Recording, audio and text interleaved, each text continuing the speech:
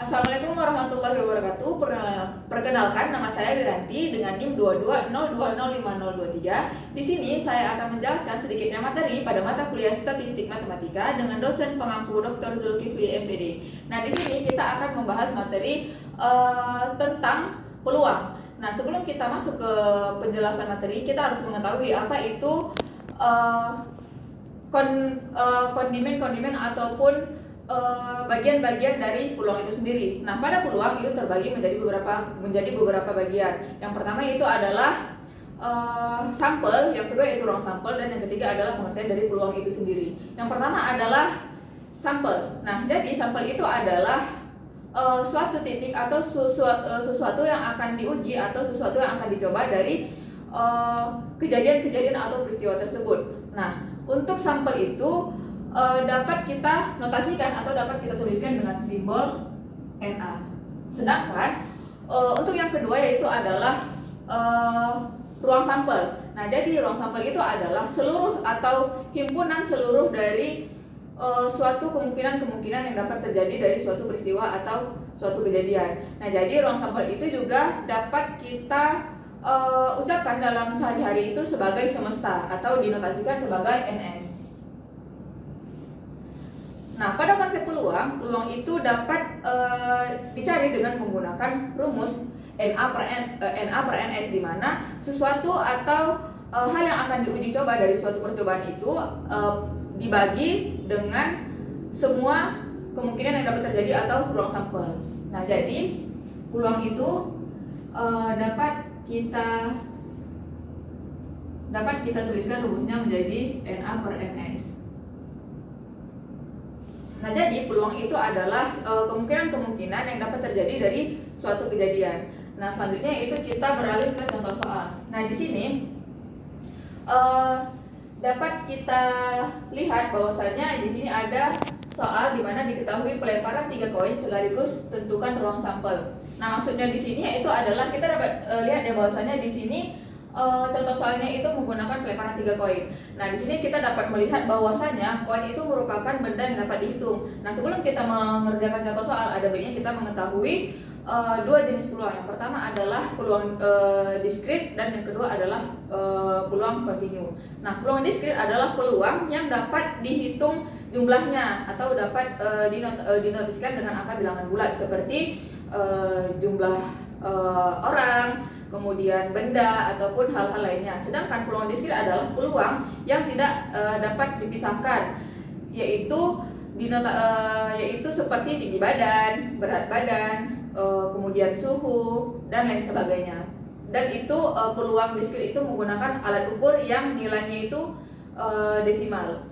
Nah, selanjutnya kita beralih ke contoh soal. Diketahui pelemparan 3 koin sekaligus, kemudian tentukanlah ruang sampelnya.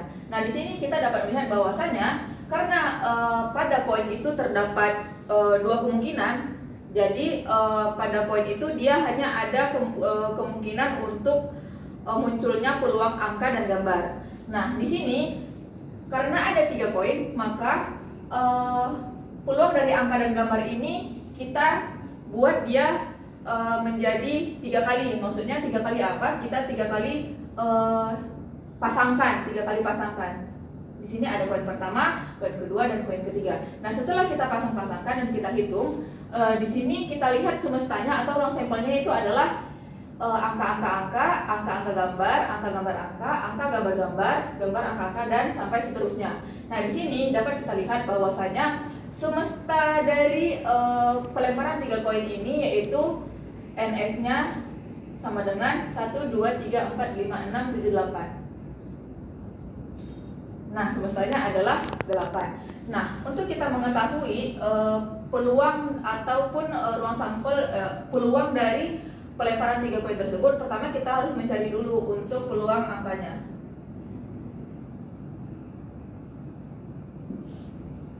Misal kita ingin mencari peluang angka. Nah, untuk angka yang untuk peluang atau untuk pelemparan yang dia tidak memunculkan angka, maka kita buat di sini Px sama dengan 0. Kenapa 0? Karena peluang pelemparan yang tidak memunculkan angka, maka jumlah angka pada pelemparan itu adalah tidak ada.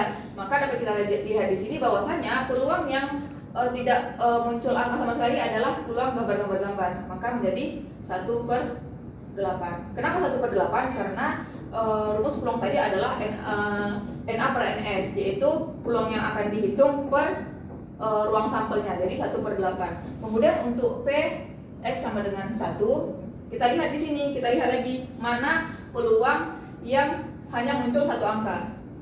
Ini dan ini ada 3/8. Kemudian PX 2. Nah, untuk PX 2 kita lihat lagi mana pelemparan yang memunculkan dua angka. 1, 2, 3. Ada 3 ya, 3/8. Kemudian selanjutnya itu PX 3.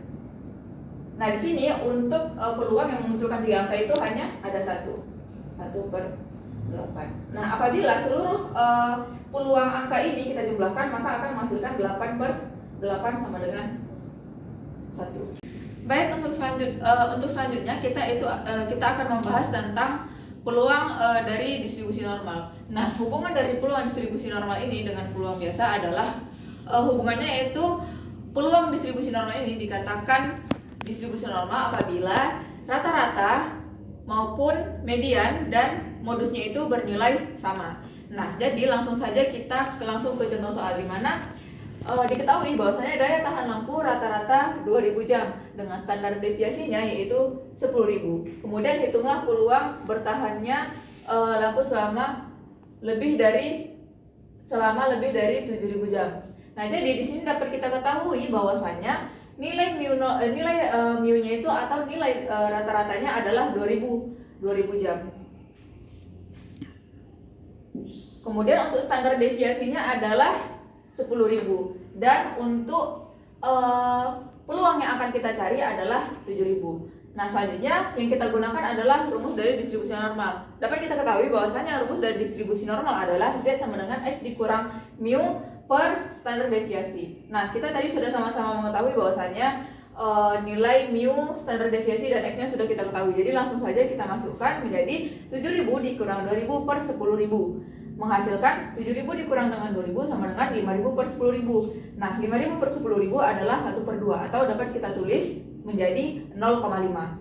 Nah, kemudian setelah kita mencari nilai Z-nya, maka kita cari nilai Z yang terdapat pada tabel distribusi normal. Nah, setelah kita lihat nilai-nilai pada tabel distribusi normal bahwasanya 0,5 itu nilainya pada tabel distribusi normal itu bernilai 0,3521. Nah, selanjutnya untuk menghitung peluang bertahannya lampu lebih dari 7.000 jam, maka dapat kita tuliskan bahwasanya P yaitu Z lebih dari 0,5. Maksudnya lebih dari 0,5 adalah peluang lampu yang bertahan di atas lebih dari 7.000 jam. Maka dapat kita tulis bahwasanya P Z lebih dari 0,5 sama dengan 1 dikurang angka yang kita lihat pada distribusi normalnya tadi yaitu 0,3521. Kemudian setelah kita kurangkan menghasilkan 0,6479. Nah, ini adalah hasilnya. Nah, jadi pada distribusi normal itu karakteristiknya adalah bahwasanya grafik dari distribusi normal itu dia berbentuk lonceng simetris atau kurva lonceng simetris.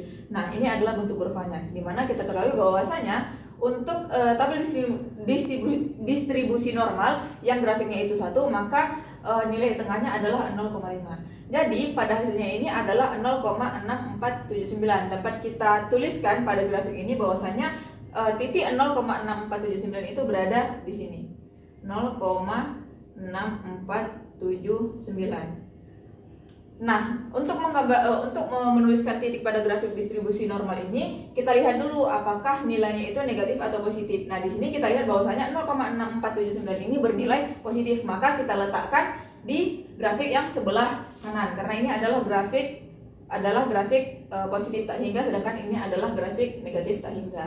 Nah, jadi kita tuliskan di sini titik 0,6479. Kemudian kita tarik garis sini. Karena permintaannya tadi adalah Z lebih dari 0,5, maka kita arsir bagian yang lebih dari 0,6479. Nah, jadi kesimpulannya yang dapat kita ambil adalah peluang bertahannya lampu lebih dari 7.000 jam adalah 0,6479 jika dihitung melalui peluang distribusi normal. Baiklah, cukup sekian penjelasan singkat dari saya mengenai materi yang sudah banyak kita bahas tadi, yaitu seperti pengertian peluang, sampel, ruang sampel, ubah diskrit, kemudian ubah diskrit continue, kemudian selanjutnya ada distribusi normal. Nah, cukup sekian. Wassalamualaikum warahmatullahi wabarakatuh.